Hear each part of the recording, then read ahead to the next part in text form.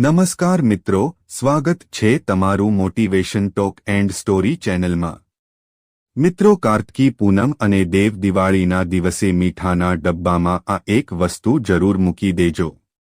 માત્ર આ એક વસ્તુને મીઠાના ડબ્બામાં મૂકી દેવાથી તમારા જીવનની બધી જ મુશ્કેલી તેમજ દોષ જેવા કે પિતૃદોષ, રાહુદોષ, કુંડળી દોષ, કાળસર્પ દોષ અને શનિદોષમાંથી તમને મુક્તિ મળશે। તેમજ લક્ષ્મી માતાની અસીમ કૃપા તમને પ્રાપ્ત થશે। તેથી જીવનમાં ધનની અને અન્નની કોઈ કમી નહીં રહે। તો મિત્રો, સૌ પ્રથમ તો તમે ઘરના રસોડામાં એક મીઠાનો ડબ્બો રાખો છો કે નહીં? જો તમે ન રાખતો હોવ તો એક ડબ્બો લાવીને તેમાં મીઠું ભરીને જરૂર રાખજો। પછી એમાં દેવ દિવાળી અને પૂનમના દિવસે આ એક એવી જરૂરી વસ્તુ મૂકી દેજો જેનાથી તમારો બેડો પાર થઈ જાય। કારણ કે મિત્રો, આજના વિડીયોમાં અમે તમને જે ઉપાય વિશે જણાવવા જઈ રહ્યા છીએ એમાં મિત્રો તમારે મીઠાના ડબ્બામાં દેવ દિવાળીના દિવસે આ એક મહત્વની વસ્તુ જરૂર મૂકી દેવાની છે કે જેના વિશે તંત્રશાસ્ત્રમાં પણ જણાવવામાં આવ્યું છે। અને મિત્રો, અમે ખુદ પણ ઘરે આ ઉપાય કરીએ છીએ કે જેના વિશે અમે તમને આજના આ વિડીયોમાં જણાવવાના છીએ। અને અમે તમને આ વાતની ગેરંટી આપીએ છીએ કે જેમ તમે તંત્રશાસ્ત્ર જણાવ્યા અનુસાર આ એક ખાસ વસ્તુને મીઠાના ડબ્બામાં અને એ પણ પૂનમ અને દેવ દિવાળીના દિવસે મૂકશો, કારણ કે આ સમય પૂરા 99 વર્ષો પછી આવ્યો છે। તો આજના ખાસ દિવસે જો તમે આ વસ્તુને મીઠાના ડબ્બામાં મૂકી દીધી તો મિત્રો, માની લેજો કે આ ઉપાયને કર્યા પછી તમારી જન્મો જન્મની ગરીબી તથા ઘરના વાસ્તુદોષમાંથી તમને જલ્દી જ મુક્તિ મળી જશે। તો મિત્રો, આ વસ્તુ વિશે જાણતા પહેલા જો તમે ઈચ્છતા હોવ કે લક્ષ્મી માતાની કૃપા તમારી ઉપર સદા બની રહે તો આ વિડીયોને લાઇક કરી અને કમેન્ટમાં જય માં લક્ષ્મી અને તમારા કુળદેવીનું નામ જરૂર લખી દેજો। મિત્રો, હિન્દુ ધર્મમાં દેવ દિવાળીનું વિશેષ મહત્વ છે। આ પર્વ ખૂબ જ ધામધૂમથી ઉજવવામાં આવે છે। કારતક માસની પૂર્ણિમા તિથિએ દેવ દિવાળીનો આ પર્વ ઉજવવામાં આવે છે। આ વર્ષે દેવ દિવાળી 5 નવેમ્બરના રોજ ઉજવવામાં આવશે। આ દિવસે દીપદાનનું વિશેષ મહત્વ છે। તેને ત્રિપુરારી પૂર્ણિમા, કાર્તિક પૂર્ણિમા તરીકે પણ ઓળખવામાં આવે છે।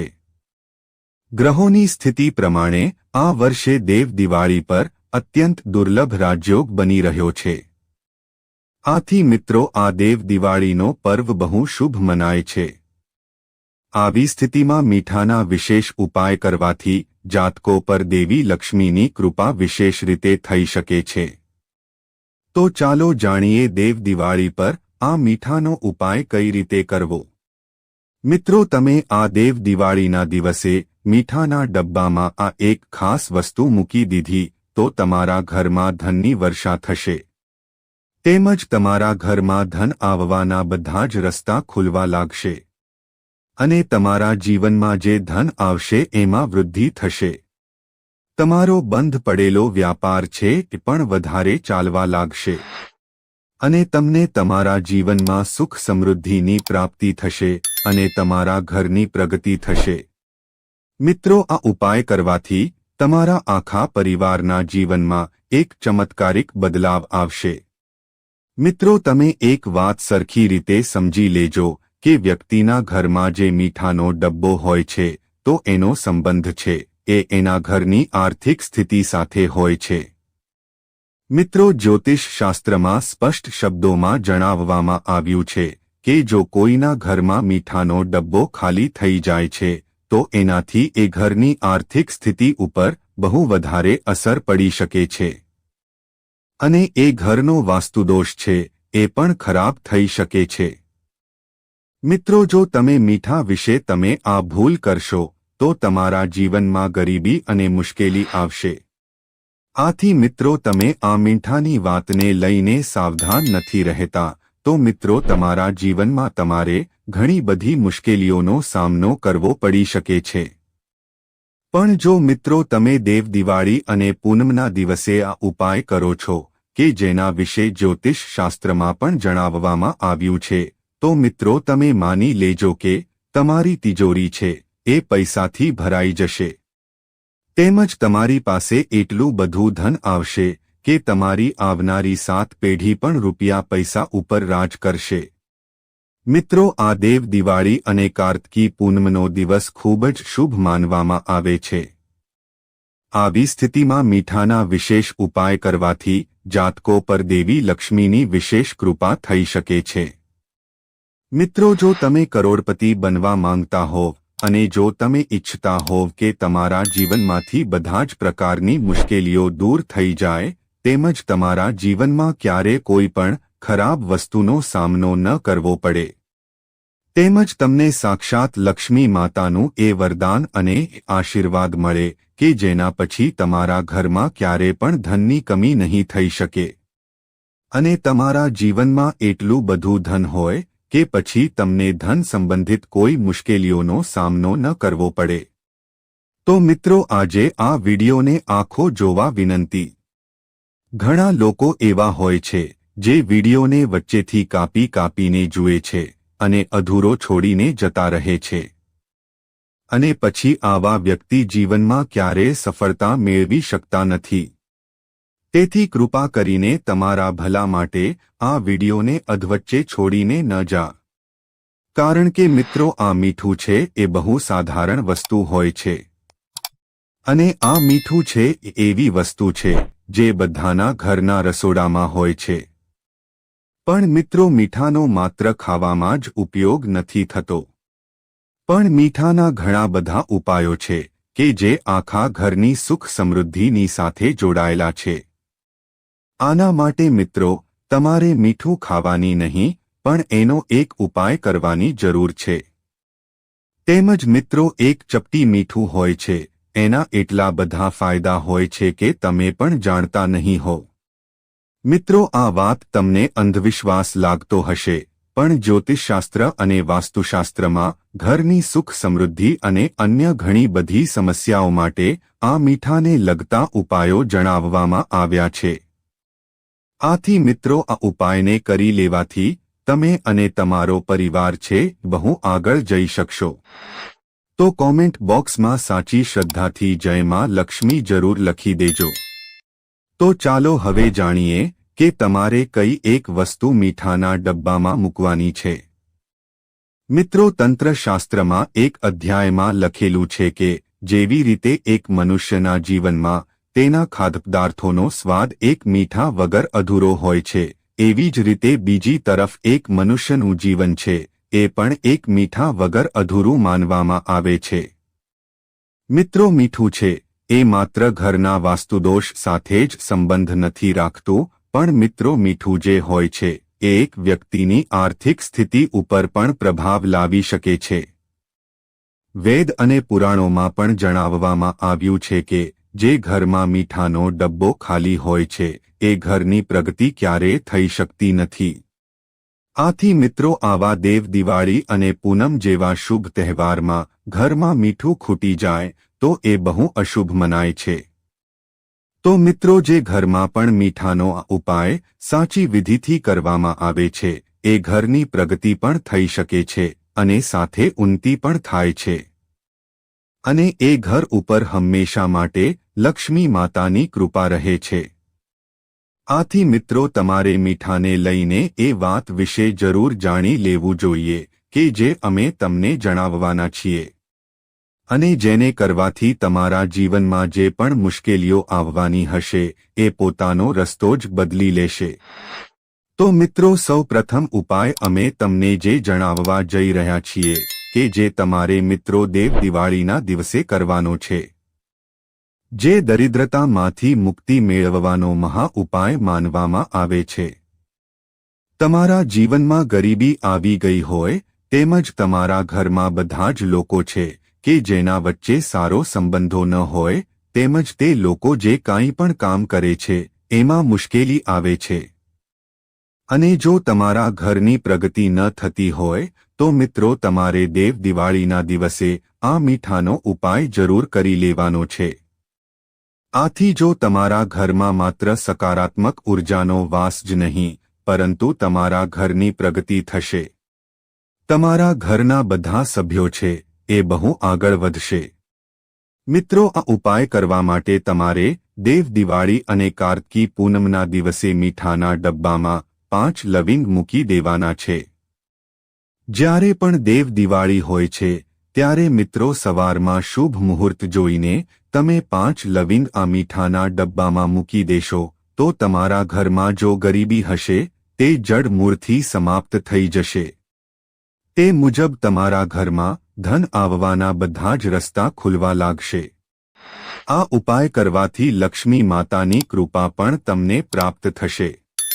મીઠાનો ઉપાય છે એને શાસ્ત્રોમાં પણ જણાવવામાં આવ્યો છે કે જે કોઈ પણ વ્યક્તિ દેવ દિવાળીના દિવસે જો મીઠાના ડબ્બામાં આ 5 લવિંગ મૂકી દેશે એના ઘરમાં લક્ષ્મી સામે ચાલીને આવશે.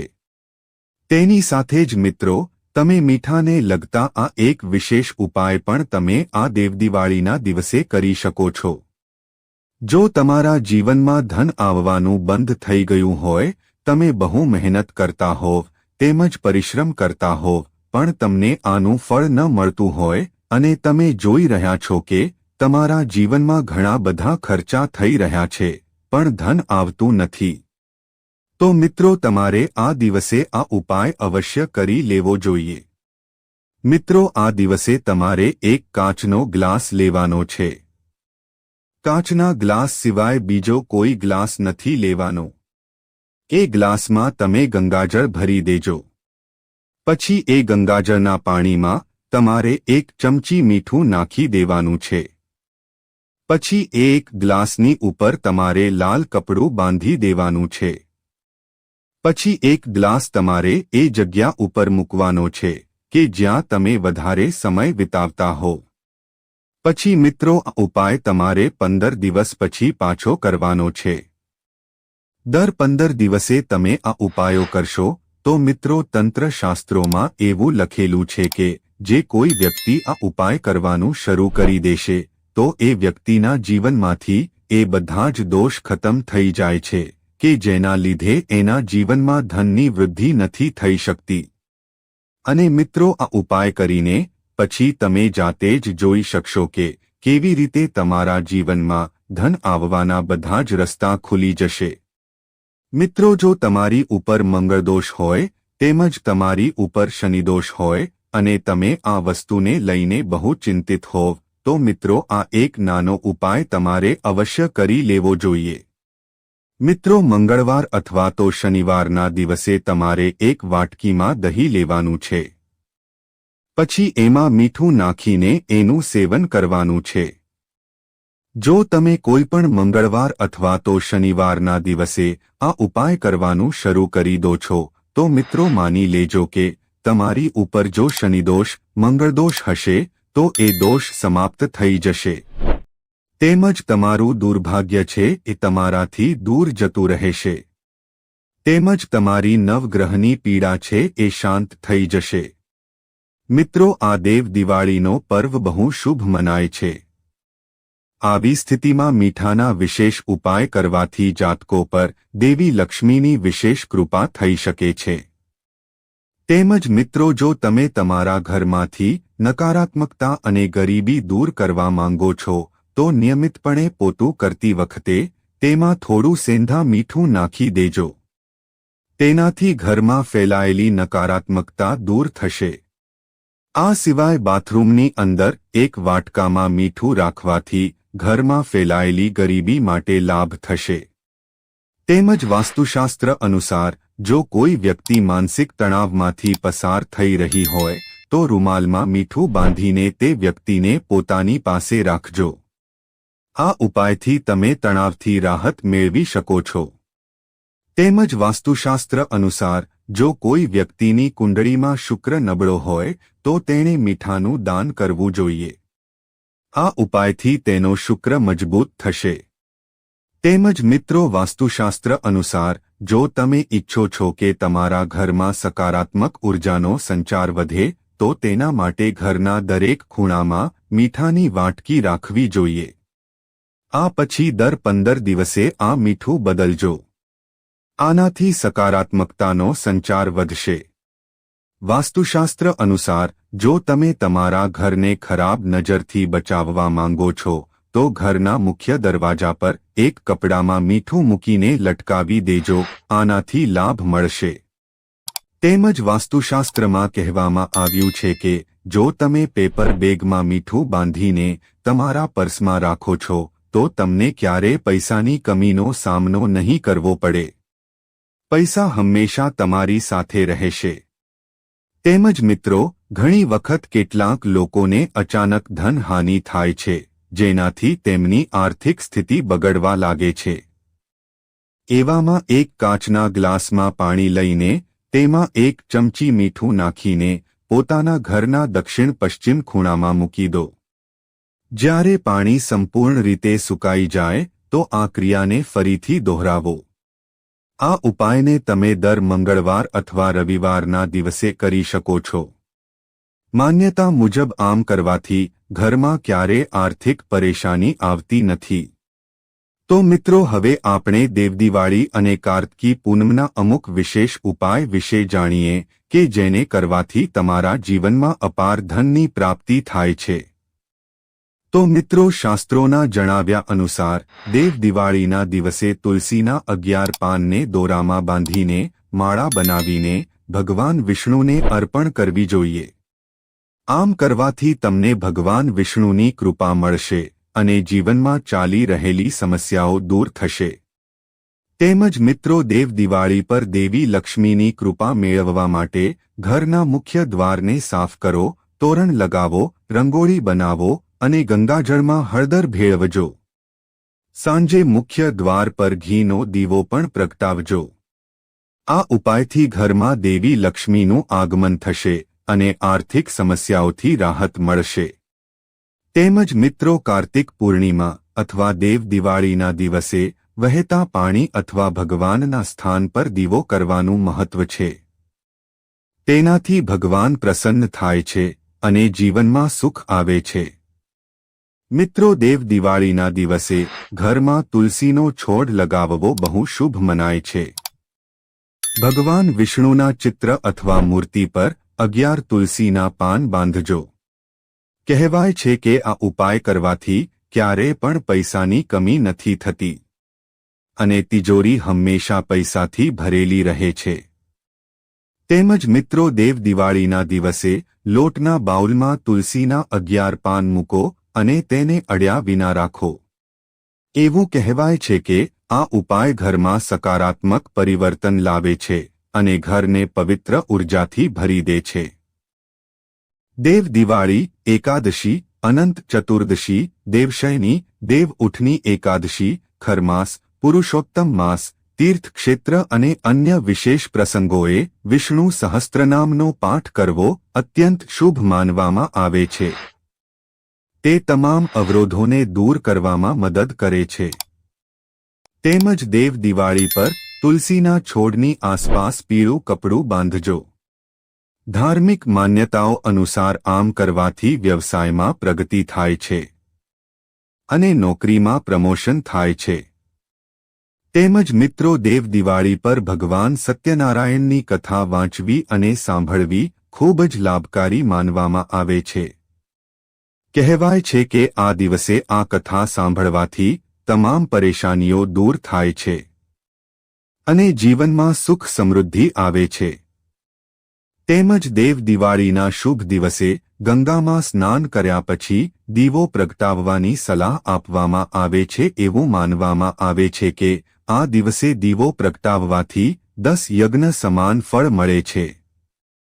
તો મિત્રો, જો તમને આ વિડિયો પસંદ આવ્યો હોય તો વિડિયોને લાઇક અને શેર જરૂરથી કરજો અને કોમેન્ટ બોક્સમાં જય શ્રી લક્ષ્મી માતા અને જય શ્રી હરિ વિષ્ણુ ભગવાન જરૂરથી લખજો. સાથે અમારી ચેનલને સબસ્ક્રાઇબ કરીને બાજુમાં આપેલા બેલ આઇકનને પ્રેસ કરી ઓલ ઉપર સેટ કરી દેજો, જેથી તમને નવા વિડિયોની નોટિફિકેશન તરત જ મળે.